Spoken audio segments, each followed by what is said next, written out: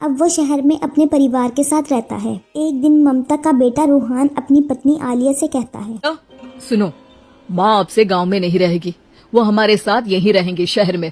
उनका कमरा आज नौकर से बोलकर अच्छे से साफ करवा देना। आज तो मेरी किटी पार्टी है, फिर मुझे जिम और फिर शॉपिंग। ठीक है, कल करवा दूंगी।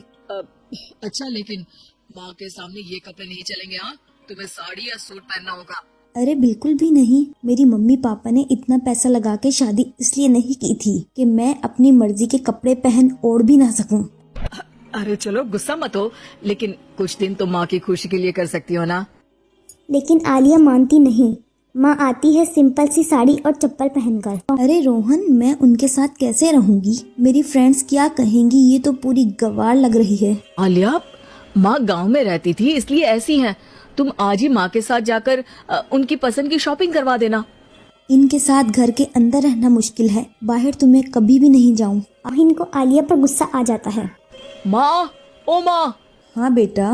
वो माँ को ले जाने के लिए इनका हाथ पकड़ता है कि अरे माँ, तेरे हाथ अभी तक इतने कड़े हैं, तूने इसका कोई इलाज नहीं किया?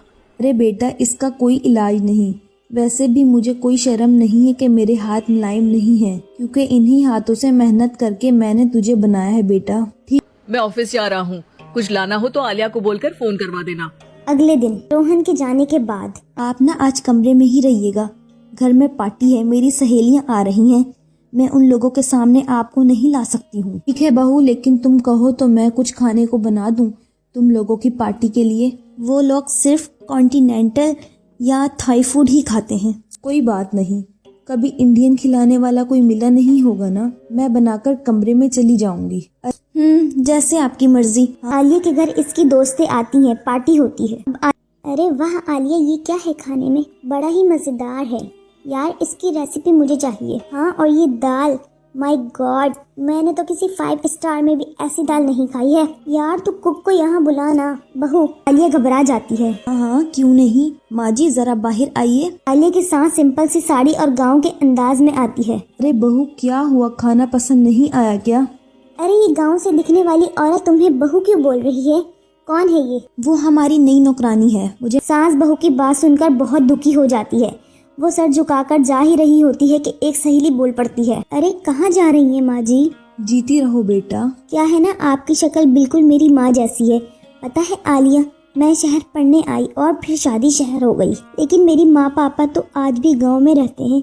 आप बिल्कुल उनके जैसी हैं। आप यहाँ बैठिए ना आंटी, आप सच में बड़ी खूबसूरत हैं और आपके हाथ का खाना भी बड़ा मजेदार है। काश ये मेरी सांस होती। सभी सहेलियाँ सांस को घेर कर बैठ जाती हैं और इनसे खाने की रेसिपी पूछ रही होती है कि तभी घर की बेल बजती है और रोहन आ जाता है।